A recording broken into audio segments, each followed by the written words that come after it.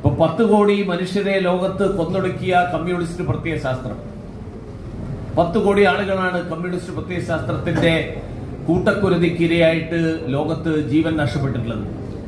ആ ആളുകളുടെ അതിൽ വിശ്വസിക്കുന്ന ആളുകളാണ് ഇപ്പോ ലോകത്തെ ഏറ്റവും വലിയ മനുഷ്യാവകാശത്തിന്റെ സംരക്ഷകരായിട്ട് വരുന്നത്. 4 കോടി മനുഷ്യരെ കൊന്നൊടുക്കിയ ജിഹാദി പ്രത്യയശാസ്ത്രം, ആ ജിഹാദി പ്രത്യയശാസ്ത്രം വെച്ച് വളർത്തുന്ന ആളുകളും അങ്ങനെയുള്ള ആളുകളും മനുഷ്യാവകാശ സംരക്ഷകരായിട്ട് സ്വയം രംഗത്ത് വരുന്നത് നമുക്ക് കാണാം.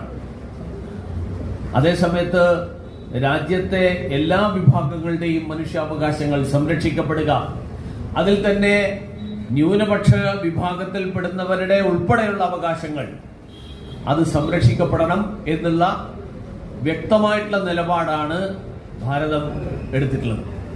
നമുക്കത് ബോധ്യപ്പെടണമെങ്കിൽ നമുക്ക് അടുത്ത പ്രദേശം, നമ്മുടെ അടുത്ത അയൽ രാജ്യങ്ങളിൽ നടക്കുന്ന